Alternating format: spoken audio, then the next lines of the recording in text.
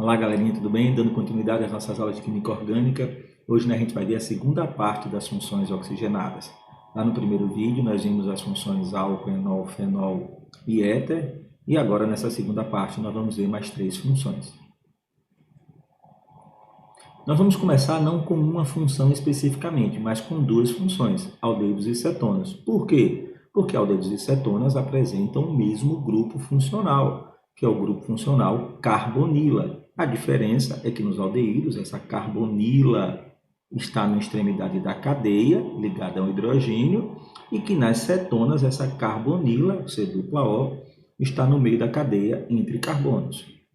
Então, a gente diz que o grupo funcional dos aldeídos, que é essa carbonila ligada a hidrogênio, representado simplificadamente por Xó, recebe a denominação de aldoxila, metanoíla ou formila. Recapitulando, a carbonila é o C-O, mas quando ela está ligada ao hidrogênio, ela pode ser denominada aldoxila, de aldeído, metanoíla ou formila. Já o grupo funcional das cetonas é somente a carbonila, simplificadamente escrita como C-O, e aí está presente, né, só como carbonila, não está ligada a nenhum átomo a mais, exceto os carbonos da cadeia. A carbonila também está presente nos aldeídos, e por isso a gente chama aldeídos e cetonas de compostos carbonílicos. Vamos falar um pouquinho sobre os aldeídos agora, separando das cetonas. A nomenclatura IUPAC, né, a nomenclatura oficial, é semelhante à dos álcools, lá, só trocando a terminação OL pela terminação AL, de aldeído. Mas os aldeídos também têm um nome usual, dessa vez não sistemático, que consiste no nome aldeído, seguido do ácido carboxílico correspondente. Então, cuidado, essa nomenclatura usual, apesar de ser cobrada em provas de vestibular, ela não é sistemática. O que quer dizer isso, professor? Ela não obedece a uma regra. A gente vai precisar memorizar o nome de alguns aldeídos e de ácidos carboxílicos mais simples e que costumam ser utilizados nas provas. Vamos aqui ao nosso primeiro exemplo. O primeiro exemplo nos traz um aldeído, olha aqui o grupo funcional Xó, né, o C-O ligado ao H, e só tem um carbono em sua cadeia. Então, o prefixo para um carbono é met, o infixo an e o sufixo do aldeído al, esse é o metanal. No nosso segundo exemplo aqui, nós temos um aldeído, de novo aqui o grupo Xó, só que numa cadeia com 2 carbonos. Então, 2 carbonos éter, ligação simples entre carbonos on, terminação do aldeído al, esse é o etanal. Nosso terceiro exemplo, um pouquinho mais complexo, eu tenho um aldeído de cadeia ramificada. Então, eu escolho uma cadeia principal, que é a maior cadeia possível, e que contenha o carbono do grupo funcional, muito importante isso. E aí eu tenho um radical metil. Observe que a numeração começa da extremidade da cadeia, e o aldeído sempre vai estar na extremidade da cadeia, ou seja, o carbono da carbonila vai ser sempre o carbono 1, e prossegue no sentido aqui da direita para a esquerda, o radical metil no carbono 3. Então, semelhantemente aos álcools, o nome desse composto é 3-metil, posição do radical primeiro, 4 carbonos na cadeia but, ligação simples an, e a terminação do aldeído al. Observe que eu indico a posição do radical metil, mas eu não preciso indicar a posição da carbonila, já que nos aldeídos a carbonila está sempre na extremidade. Ok? Bom, agora vamos aos nomes usuais. Os nomes usuais, como eu falei anteriormente, eles não obedecem a uma regra. Eles são nomes que são nomes históricos e que são semelhantes a dos ácidos carboxílicos correspondentes. Vamos com um pouquinho de calma para a gente entender isso. Nesse primeiro exemplo aqui, o metanal, ele é semelhante a um ácido carboxílico que só tem um carbono. Esse ácido carboxílico só tem um carbono, foi encontrado pela primeira vez nas formigas, então ele é chamado de ácido fórmico, e por isso o metanal, que guarda semelhança com esse ácido, é chamado de aldeído fórmico ou formaldeído. Esse aqui, gente, é o famoso formol que nós escutamos falar, que é usado como conservante de peças anatômicas, por exemplo, nos laboratórios. Veja que esse nome é um nome comercial Não tem nada a ver com a regra da IUPAC, até porque a terminação ol poderia nos fazer confundir com um álcool, e ele não é um álcool, é um aldeído. O segundo aldeído aqui, o etanal, que tem 2 carbonos na cadeia, vai receber o nome do ácido correspondente com 2 carbonos na cadeia. Esse ácido que tem 2 carbonos de cadeia é aquele ácido que dá sabor azedo ao vinagre. E aí, por causa do sabor azedo, do latim acetus, ele recebe o nome de ácido acético. Logo, o aldeído recebe o nome semelhante, aldeído acético ou acetaldeído. Veja que essa segunda denominação na verdade, é só pegar a terminação aldeído e trazer para o finalzinho aqui do composto, né? Então, acético, acetaldeído, fórmico, eu tiro aqui e trago essa palavrinha para cá, para o final, formaldeído e assim por diante. Esse terceiro aqui não tem um nome usual, afinal de contas, não há um ácido carboxílico com nome comum para essa estrutura. Vejo aqui mais um exemplo de aldeído. Esse aqui é bem interessante, porque é um composto de cadeia mista, e aí eu tenho que fazer a escolha da cadeia principal. E a cadeia principal é aquela que deve ter o grupo funcional. Então, a cadeia principal só tem um carbono, e isso aqui é uma ramificação. O nome dessa ramificação, derivada do benzeno, é a ramificação fenil. Então, o nome desse composto vai ser fenil, ligado à cadeia que só tem um carbono met, então, terminação al, fenilmetanal. Já na nomenclatura usual, esse camarada aqui é derivado de um ácido carboxílico bastante conhecido, chamado de ácido benzoico, e por isso ele recebe o nome de aldeído benzoico, ou, pegando aqui a terminação aldeído e colocando no finalzinho aqui, benzaldeído. Tudo bem? Agora vamos à nomenclatura das cetonas. As cetonas recebem na IUPAC o sufixo ona, né, de cetona, e existe uma nomenclatura usual que consiste em dizer o nome dos radicais que estão ligados à carbonila, já que a carbonila vai estar entre carbonos. Então, eu teria um radical à direita e um radical à esquerda da carbonila, certo? Então, o radical da esquerda e o radical da direita vão dar nomes usuais das cetonas. Esses radicais podem ser iguais ou não. Vamos ver a aplicação dessas regras na nomenclatura das cetonas nos próximos exemplos. Então, primeira cetona aqui, tem uma carbonila. O carbonila está no carbono central, tanto faz começar a numerar da direita ou da esquerda, esse é o carbono 2. Então, a cadeia tem 3 carbonos próprios, ligação simples entre os carbonos AN, terminação da cetona ona, que está ligada ao carbono 2, propanona. Aí vocês vão questionar, professor, o senhor não especificou que o grupo cetona estivesse ligado ao carbono 2. Realmente, eu não especifiquei. Porque nesse caso, o grupo cetona só poderia estar no carbono 2. Lembre-se que para ser cetona, a carbonila tem que estar entre carbonos. Então, seria impossível colocar a carbonila no carbono 1 ou no carbono 3, porque ela ficaria na extremidade da cadeia e não seria uma cetona, e sim um aldeído. Nesse segundo exemplo aqui, eu tenho a carbonila. A carbonila está mais próxima da esquerda, então eu fiz a numeração a partir da esquerda, carbono 1, 2, 3, 4. Então, nós teríamos 4 carbonos na cadeia principal, but, ligação simples entre os átomos de carbono AN, e a terminação da cetona ona no carbono 2, butano 2-ona. Porém, aqui de novo, eu não sou obrigado a colocar o número 2. Ah, por quê, professor? Ela poderia estar no carbono 2 ou no carbono 3. Veja, se a carbonila estivesse no carbono 3, a numeração não começaria da esquerda, começaria da direita. E começando da direita, o carbono 3 não seria carbono 3, e sim carbono 2, o que geraria o mesmo nome.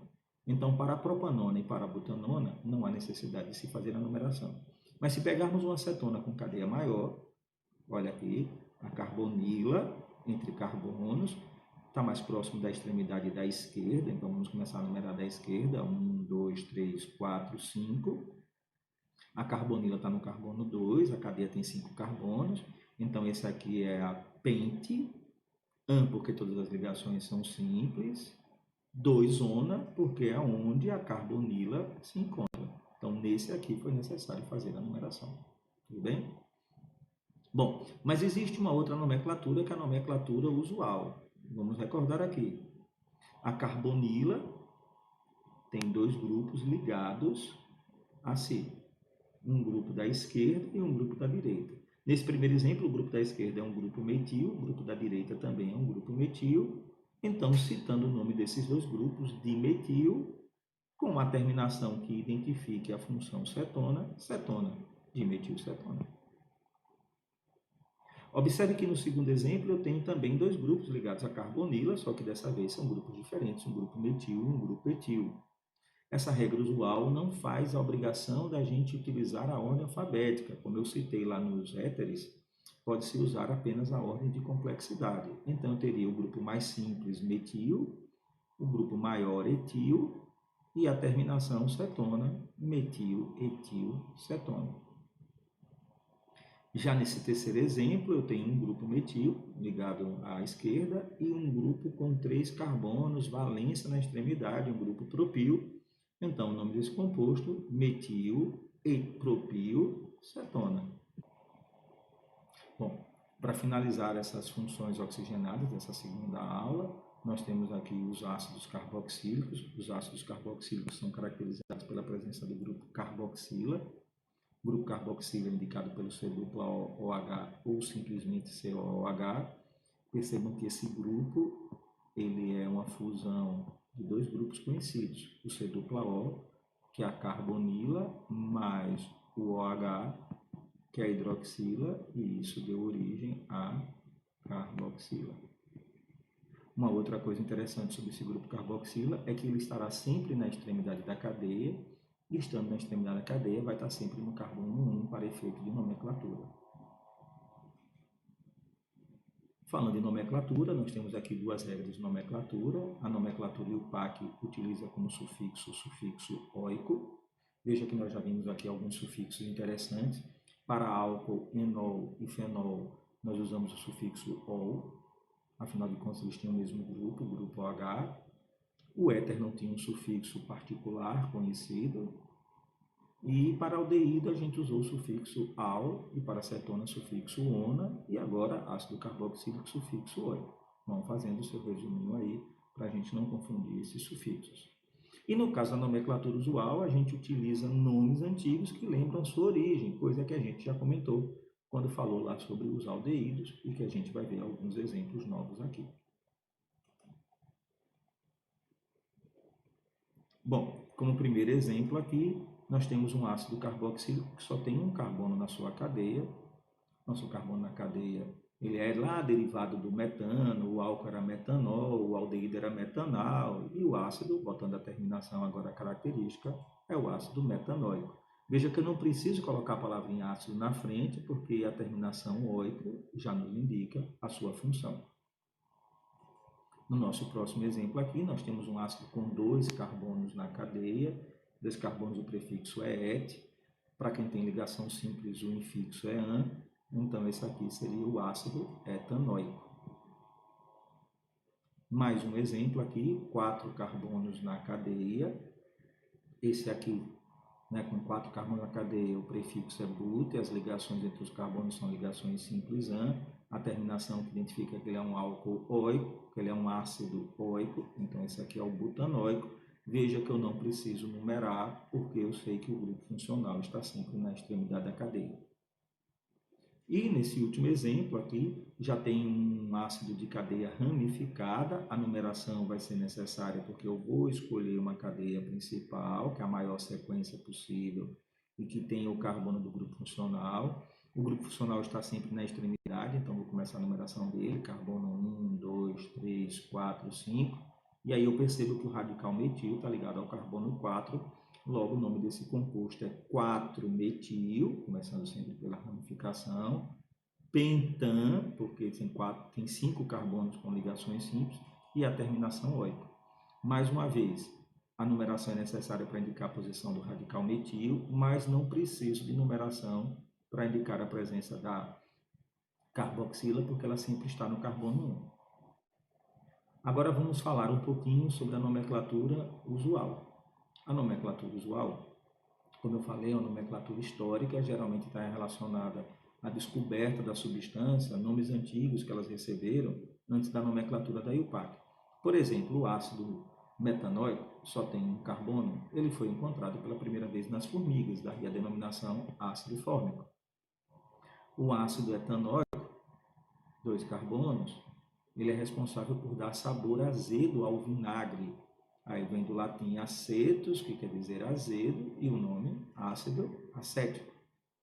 Veja que os aldeídos que tinham fórmula semelhante, por exemplo, o aldeído com um carbono, o H-CHO, era chamado de aldeído fórmico, e o aldeído que tinha 2 carbonos, o CH3-CHO, aldeído acético. Então, o nome dos aldeídos é igual ao nome dos ácidos, e não o contrário. Já esse aqui, butanóico, é um ácido que é encontrado na manteiga, quando ela vai ficando rançosa, vai ficando oxidada. E aí, esse ácido, por ser encontrado na manteiga em inglês butter, então esse ácido é chamado ácido butírico. E o aldeído que tivesse a mesma quantidade de carbonos, esse aldeído daqui, ó, o CH3, CH2, CH2-CHO, seria também chamado de aldeído butírico. Já esse último ácido aqui, ele não é tão, digamos assim, conhecido para ter o nome usual que a gente tivesse necessidade de memorizar. Aqui eu tenho mais um exemplo, esse aqui, na nomenclatura IUPAC, eu tenho que escolher uma cadeia principal, a cadeia principal vai ser a parte aberta, porque é que contém o carbono do grupo funcional. Essa ramificação derivada do benzeno a gente já viu mais de uma vez, a ramificação fenil, então o nome IUPAC desse ácido seria fenilmetanóico. Já na nomenclatura usual, aí vem o nome histórico, esse ácido aqui, que é derivado do benzeno, recebeu o nome de ácido benzoico. Chamar a atenção que o aldeído que tivesse a mesma estrutura seria também chamado aldeído benzoico.